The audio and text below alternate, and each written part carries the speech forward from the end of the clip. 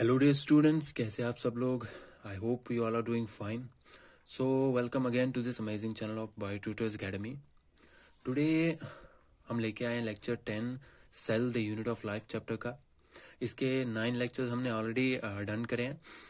उसमें हमने जितने भी कॉन्सेप्ट्स हैं इंपॉर्टेंट, सारे एनसीईआरटी के कॉन्सेप्ट्स जो भी अभी तक पढ़े हैं, लाइन बाय लाइन कॉन्सेप्ट्स पढ़े हैं, लाइन बाय लाइन क्लैरिफिकेशन किया है और एक भी पॉइंट मिस नहीं करा है। और जितने भी इंपॉर्टेंट एक्स्ट्रा एनसीईआरटी कॉन्सेप्ट्स हैं जो जिनकी एग्जाम में आने की पॉसिबिलिटी काफ़ी हाई है, वो सारे कॉन्सेप्ट्स भी हमने आपको कवर करा लिए, उनके नोट्स भी बना लिए और उनको लाइन बाय लाइन आपको समझा भी दिया। ठीक है, तो आई होप आपको वो अच्छे से समझ आ गया होगा और आपने उसको रिवाइज करके उस पर क्वेश्चन भी देख लिए होंगे, क्योंकि कई सारी रेफरेंस बुक्स में या कई सारे आपके कोचिंग के मटेरियल में, मॉड्यूल्स में या फिर कैटलिस्ट बुक्स में जो है ऐसे एक्स्ट्रा एनसीईआरटी कॉन्सेप्ट्स दिए रहते हैं, क्वेश्चंस उन पे दिए रहते हैं। और हमने रिसेंटली जो नीट 2025 का एग्जाम था वहां से भी हमने देखा कि कई सारे क्वेश्चंस जो थे जो एनसीईआरटी में जिनका कॉन्सेप्ट दिया नहीं था, लेकिन वहां पे पूछे गए थे कुछ एक्स्ट्रा एनसीईआरटी क्वेश्चंस भी। तो ऐसे क्वेश्चन आने की पॉसिबिलिटी अभी बढ़ती जा रही है। तो जितने भी इंपॉर्टेंट कॉन्सेप्ट्स हैं जो कि एनसीईआरटी में नहीं दे रखे हैं लेकिन एग्जाम पॉइंट ऑफ व्यू से काफी इंपॉर्टेंट है, जहां से क्वेश्चन बन सकते हैं, अच्छे खासे स्टेटमेंट बेस्ड क्वेश्चन बन सकते हैं या फिर डायरेक्ट एमसीक्यू पूछ सकते हैं, तो वो सारे कॉन्सेप्ट जो हैं हमने आपको कवर करा लिया है। तो लास्ट वाले लेक्चर में हम cell envelope of prokaryotic cell के बारे में एक ब्रीफ डिस्कशन कर रहे थे। एक जितने भी इंपॉर्टेंट पॉइंट्स हैं एनसीईआरटी के वो सारे हमने आपको कवर करा लिए और जितना भी एक्स्ट्रा स्टफ था, एक्स्ट्रा कॉन्सेप्चुअल स्टफ था जो आपके लिए इम्पोर्टेंट था जानना, वो सारा हमने आपको कवर करा लिया, उसको अच्छे से समझा दिया। तो लास्ट लेक्चर में हमने पढ़ा था classification of bacteria on the basis of staining procedures. तो कुछ स्टेनिंग प्रोसीजर्स होते हैं, कुछ कलरिंग प्रोसीजर्स होती हैं या फिर डाइंग प्रोसीजर्स होते हैं, जिनके बेसिस से हम बैक्टीरिया को या प्रोकैरियोटिक सेल्स को क्लासिफाई करते हैं इनटू 2 कैटेगरीज या 2 ग्रुप्स। एक होता है ग्राम पॉजिटिव और एक होता है ग्राम नेगेटिव। जो इस डाई को, इस स्ट्रेन को रिटेन कर पाते हैं उनको ग्राम पॉजिटिव बोलते हैं और जो इस डाई को रिटेन नहीं कर पाते उनको ग्राम नेगेटिव बोलते हैं। तो ग्राम स्टेनिंग के बारे में एक सिंपल सा लाइन दिया हुआ है एनसीईआरटी में, लेकिन मॉड्यूल्स में या फिर रेफरेंस बुक्स में आपको इस पर डीप क्वेश्चन जो है वो भी देखने को मिलेंगे। तो इसीलिए कुछ डीप कॉन्सेप्चुअल पॉइंट्स जो है इस प्रोसीजर के बारे में, इस टेक्निक के बारे में, वो हम आपको समझा देंगे। ठीक है, काफी इंपॉर्टेंट पॉइंट है नीट पॉइंट ऑफ व्यू से। यहाँ से भी स्टेटमेंट बेस्ड क्वेश्चन डायरेक्टली पूछे जा सकते हैं और काफी सिंपल भी है। आपको बस ध्यान से पढ़ना है, आपको अच्छे से समझना है, आपको ये इसको अच्छे से रिवाइज करना है। ठीक है, तो कुछ ऐसा डिफिकल्ट नहीं है जो आपको याद नहीं रह सकता, सिंपल से पॉइंट्स हैं। तो चलिए ग्राम स्टेनिंग के बारे में कुछ इंपॉर्टेंट पॉइंट्स जो हैं वो हम देख लेंगे। पहला पॉइंट जो है, it was developed by Christian ग्राम। तो जो साइंटिस्ट थे जिनका इस प्रोसीजर में योगदान रहा, जिस साइंटिस्ट ने इस प्रोसीजर को, इस टेक्निक को डेवलप किया या इन्वेंट किया, उनका नाम था क्रिश्चियन ग्राम। ठीक है, इंपॉर्टेंट पॉइंट है, ये भी आपको याद रखना है। सेकंड पॉइंट हम देखेंगे इसी टॉपिक का, स्टेन और dye used is Gram stain. तो जो भी इसमें स्टेन या कलर या डाई जो हम यूज करते हैं इस प्रोसीजर में, उसको हम ग्राम स्टेन बोलते हैं। ये क्या होता है? It is weakly alkaline solution of crystal violet. तो ये एक वीकली अल्कलाइन सोल्यूशन होता है क्रिस्टल वॉयलेट का। क्रिस्टल वॉयलेट एक केमिकल है, उसी का वीक अल्कलाइन सोल्यूशन होता है। ठीक है, और इसका जो कलर रहता है वो पर्पल रहता है या ब्लूइश रहता है। ठीक है, तो थर्ड पॉइंट हम देखेंगे, stain bacteria treated with iodine solution और एंड देन वॉश्ड। तो जो स्टेन, पहला जो स्टेप इसमें होता है, जो बैक्टीरिया होते हैं उनको इस ग्राम स्टेन के साथ मिक्स करा जाता है। ठीक है, इस weakly alkaline solution of crystal violet इसके साथ मिक्स करा जाता है। और सेकंड स्टेप जो होता है, ये स्टेन्ड बैक्टीरिया, इनको हम आयोडीन सोल्यूशन से ट्रीट करते हैं। आयोडीन सोल्यूशन इनमें मिक्स करके इनको छोड़ देते हैं और फिर थर्ड स्टेप आता है, इनको हम वॉश करते हैं, इनको हम धो देते हैं यूजिंग प्लेन वाटर और एसीटोन और अल्कोहल। हम अल्कोहल से इसको वॉश करते हैं या प्लेन वाटर से वॉश कर सकते हैं। तो ये इसका थर्ड स्टेप और फाइनल स्टेप होता है। ठीक है, bacteria which retain the stain और कॉल्ड ग्राम पॉजिटिव। तो वो बैक्टीरियल सेल्स जिनके अंदर ये कलर आता है, ब्लूइश या पर्पलिश कलर आता है, जो इस डाई को या इस स्टेन को अपने अंदर रखते हैं, इसको रिटेन करते हैं, उनको ग्राम पॉजिटिव बोलते हैं। ठीक है, तो बहुत ही सिंपल सा पॉइंट है, सिंपल वर्ड्स में, सिंपल टर्म्स में हमने इसको समझाने की कोशिश की है। आई होप आपको ये क्लियर हो गया होगा। और सेकंड पॉइंट हम देखेंगे, bacteria which do not retain the stain are called Gram negative. तो वो बैक्टीरिया या वो प्रोकैरियोटिक सेल्स जो इस स्टेन को, इस डाई को, इस क्रिस्टल वायलेट केमिकल को रिटेन नहीं कर पाते और इसका कलर अपने अंदर नहीं ले पाते, उनको बोलते हैं ग्राम नेगेटिव। ठीक है, तो कुछ बैक्टीरिया ऐसे होते हैं जो इस कलर को इस डाई के साथ जब उनको मिक्स किया जाता है तो वो ऐसे ही कलर के हो जाते हैं। वो क्रिस्टल वायलेट जो कलर का स्टेन का कलर होता है, उसी कलर को अडॉप्ट करते हैं, उनको ग्राम पॉजिटिव बोलते हैं। और ऐसे बैक्टीरिया जो इस कलर को अडॉप्ट नहीं करते, इसको रिटेन नहीं कर पाते अपने अंदर, उनको ग्राम नेगेटिव बोलते हैं। ठीक है, I hope this is clear. The variation is due to difference in structure of cell wall. तो ये वेरिएशन क्यों आता है, ये डिफरेंट टाइप्स ऑफ बैक्टीरिया के अंदर वेरिएशन क्यों आता है, कुछ स्टेन को रिटेन क्यों कर पाते हैं और कुछ इस स्टेन को रिटेन क्यों नहीं कर पाते। तो ये वेरिएशन जो आता है, it is due to difference in structure of cell wall.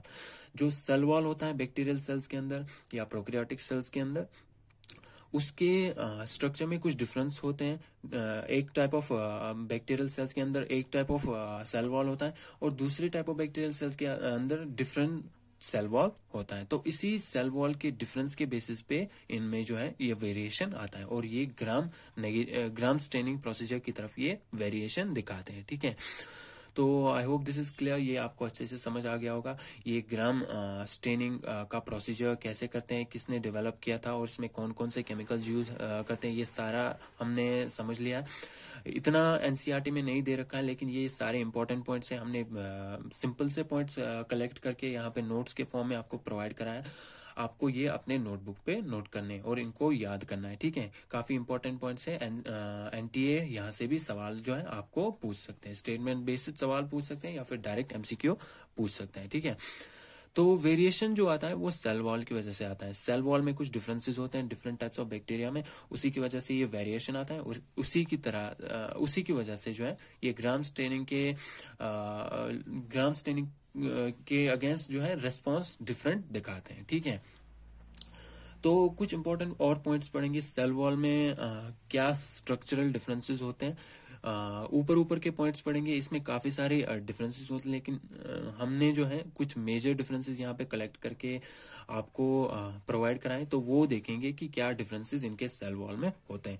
Gram positive bacteria, इनका जो सेल वॉल रहता है वो थिक रहता है, तो ये एक बहुत ही मेजर डिफरेंस है।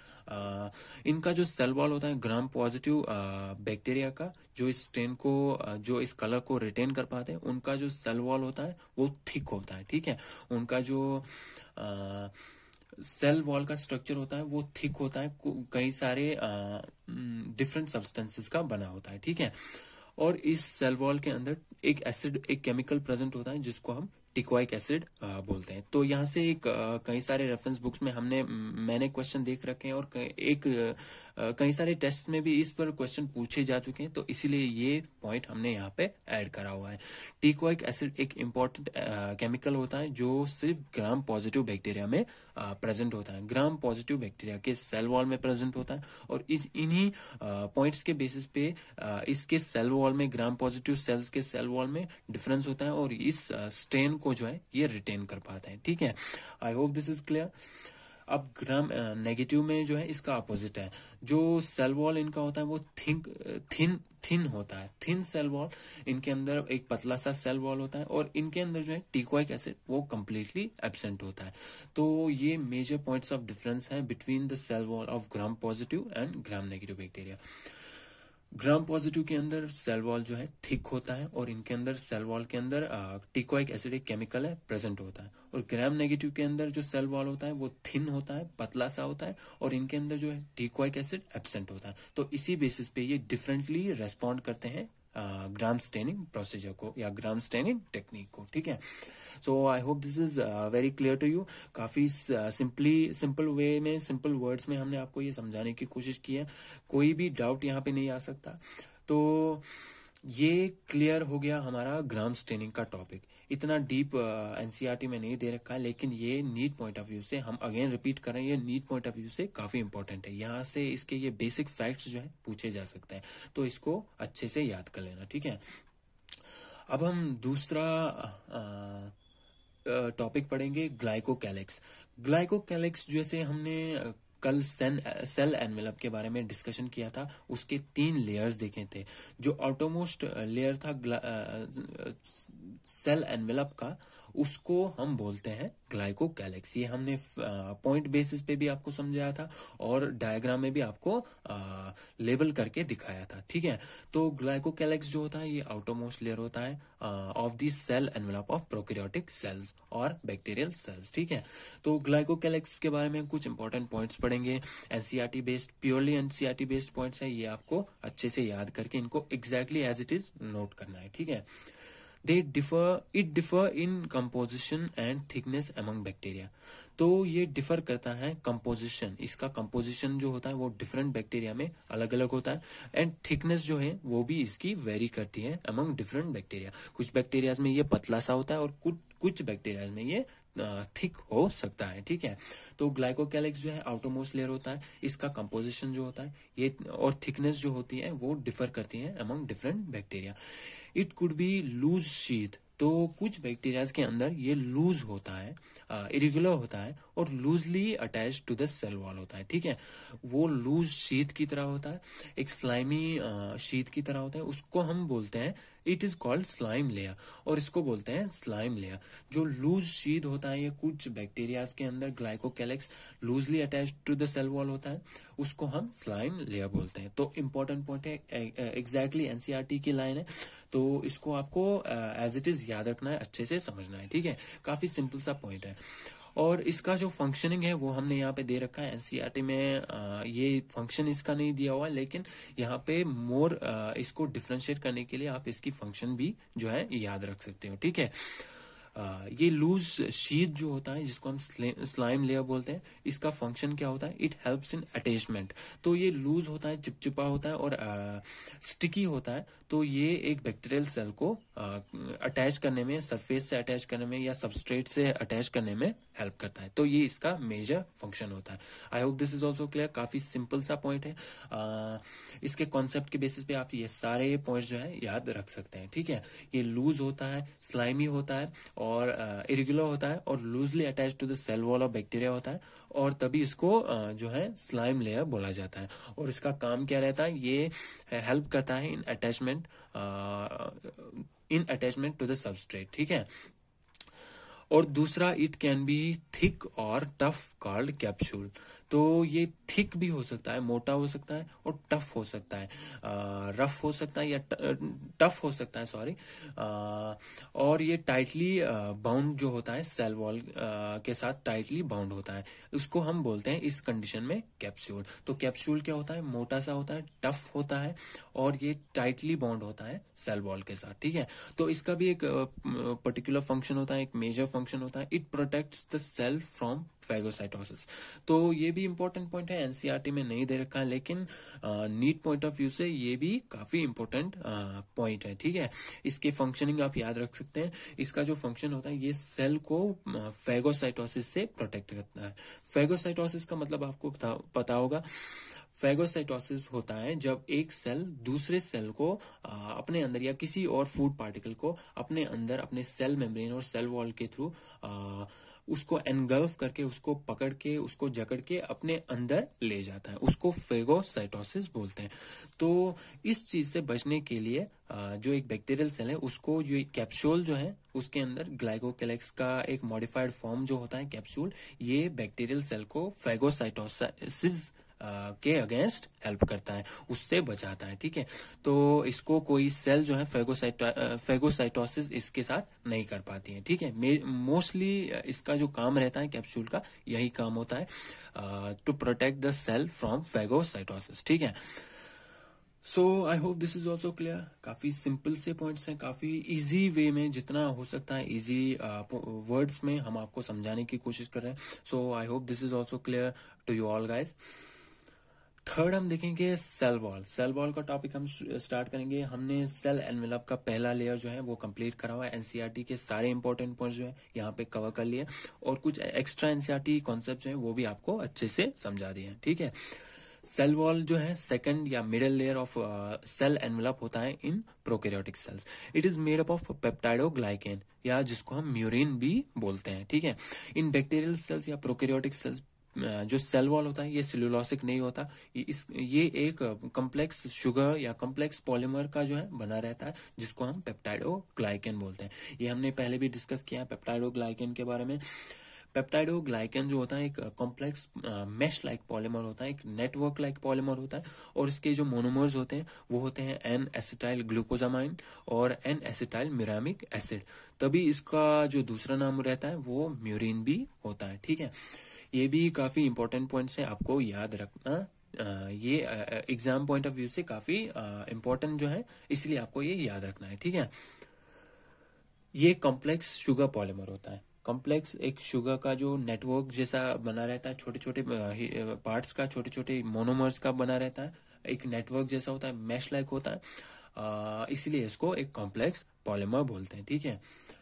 It determines the shape cell shape and provide structural support. जो सेल वॉल होता है इसका काम क्या रहता है, ये सेल शेप को जो है डिटरमाइन करता है। एक सेल का शेप जो है वो डिटरमाइन करता है सेल वॉल, ठीक है। वो ओवल हो सकता है, वो इरेगुलर हो सकता है, या कोई भी शेप का जो सेल होता है पॉलीगोनल हो सकता है। वो सारे शेप जो है वो एक सेल वॉल जो होता है सेल के अंदर वही डिसाइड करता है कि सेल का शेप कैसा रहेगा, ठीक है। और ये स्ट्रक्चरल सपोर्ट, ये सेल के स्ट्रक्चर को सपोर्ट करता है, सेल को स्ट्रक्चरली जो है ये सपोर्ट करता है cell wall. It prevents bacterium from bursting and collapsing. तो ये बैक्टीरियम को एक और इम्पोर्टेंट फंक्शन जो होता है सेल वॉल का बैक्टीरिया के अंदर, it prevents them from bursting. ये बैक्टीरिया को फटने से प्रिवेंट करता है, ठीक है। बर्स्ट होने से या ब्लास्ट होने से जो है प्रिवेंट करता है। कई सारे रीजंस के कारण जो है कभी सेल जो है बर्स्ट हो जाता है, तो उसको प्रिवेंट करने के लिए इनके अंदर जो है सेल वॉल होता है। इसका फंक्शन होता है ये प्रिवेंट करता है एक बैक्टीरियल सेल को कोलैप्स, टूट जाने में या बर्स्ट हो जाने में जो है सेल वॉल इनको प्रोटेक्ट करता है, ठीक है। तो ये सेल वॉल के इम्पोर्टेंट पॉइंट्स हैं। इसका जो कंपोजिशन है वो भी हमने देख लिया, पेप्टाइडोग्लाइकेन का बना रहता है या जिसको हम म्यूरिन भी बोलते हैं in case of prokaryotic sales. ये कॉम्प्लेक्स शुगर पॉलीमर होता है। सेल वॉल के फंक्शंस हमने देखे, ये सेल की शेप को डिटरमाइन करता है, ये स्ट्रक्चरल सपोर्ट जो है प्रोवाइड करता है सेल को, ये बैक्टीरियल सेल को जो है प्रिवेंट करता है from bursting and collapsing. So I hope this is also clear. काफी सिंपल से पॉइंट्स है, सिंपली हमने आपको समझाने की कोशिश की, ठीक है। अब हम प्लाज्मा मेम्ब्रेन देखेंगे। प्लाज्मा मेम्ब्रेन के बारे में इंपॉर्टेंट पॉइंट्स देखेंगे। प्लाज्मा मेम्ब्रेन का जो स्ट्रक्चर होता है वो both in eukaryotic and prokaryotic cells similar होता है। तो यहाँ पे हम स्ट्रक्चर के बारे में बात नहीं करेंगे, इसकी कंपोजिशन के बारे में बात नहीं करेंगे। आगे चल के हमें एक अच्छा खासा टॉपिक मिलेगा प्लाज्मा मेम्ब्रेन के ऊपर, वहां पे हम प्लाज्मा मेम्ब्रेन को जो है अच्छे से समझेंगे और इसका कंपोजिशन, इसका स्ट्रक्चर, सारा सब कुछ समझेंगे। वहां पे आप प्रोकैरियोटिक सेल्स के लिए भी जो प्लाज्मा मेम्ब्रेन का स्ट्रक्चर याद रख सकते हैं, क्योंकि प्रोकैरियोट्स एंड यूकैरियोट्स में जो प्लाज्मा मेम्ब्रेन होता है ये स्ट्रक्चरली सिमिलर होता है, ठीक है। It is selectively permeable, it allows certain substances to pass while blocks other।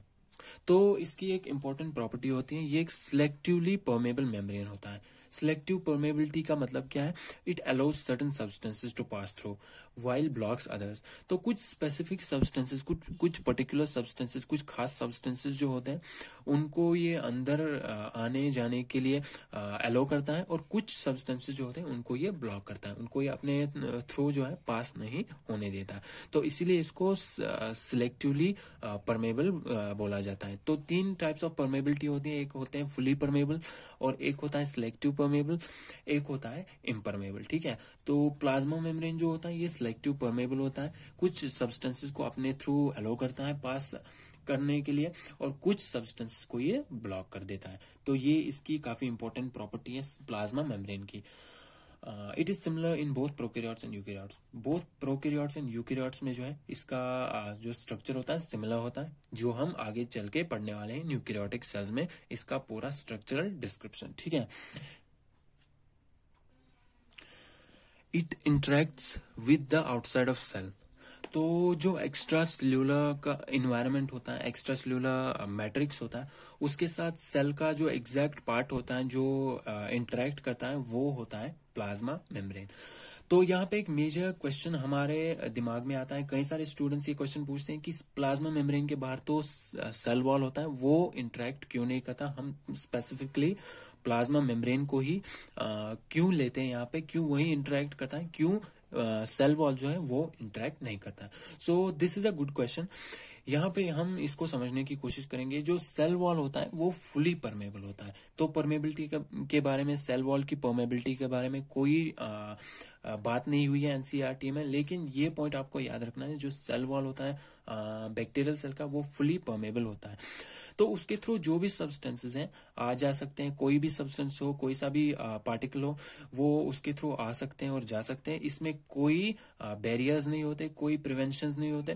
तो यही रीजन होता है हम सेल वॉल को interactive medium between intracellular and extracellular matrix नहीं मानते हैं, क्योंकि इसके थ्रू कोई भी मटेरियल आ जा सकता है सेल के अंदर या सेल से बाहर, और इसमें कोई रेस्ट्रिक्शंस नहीं होती। और अगर हम अभी प्लाज्मा मेम्ब्रेन के बारे में देखेंगे, ये सिलेक्टिव परमेबल होता है, ये सिलेक्टिवली परमेबल होता है। कुछ सब्सटेंसेस को अलाउ करता है सेल के अंदर, जो सेल को नीडेड होती हैं या सेल के लिए हेल्पफुल होती हैं, उनको अलाउ करता है अपने अंदर। और जो सेल के अंदर जो वेस्ट प्रोडक्ट्स होते हैं, सेल को नीड नहीं होती उनकी, उनको बाहर जाने के लिए हेल्प करता है। और कुछ सब्सटेंसेस जो सेल के लिए हार्मफुल होती हैं, उनको अपने अंदर अलाउ नहीं करता। तो ये सिलेक्ट करता है, ये सिलेक्टिव होता है, ये सिलेक्ट करता है कि कौन सा मटेरियल जो है एक्स्ट्रा सेल्यूलर मटेरियल अंदर जाएगा और कौन सा इंट्रा सेल्यूलर मटेरियल जो है वो बाहर जाएगा। ठीक है, तो इसलिए यहाँ पे हम प्लाज्मा मेम्ब्रेन को इंटरेक्टिव मटेरियल मानते हैं। So I hope this is clear. काफी सिंपल से पॉइंट्स हैं, हमने इजीली आपको समझाने की कोशिश की है, बहुत ही क्रिस्टल क्लियर में वे में हमने आपको समझाने की कोशिश की है। So I hope this is clear and this is all for today's lecture. अब हम नेक्स्ट लेक्चर में मिलते हैं। Till then keep studying, see you soon, bye bye.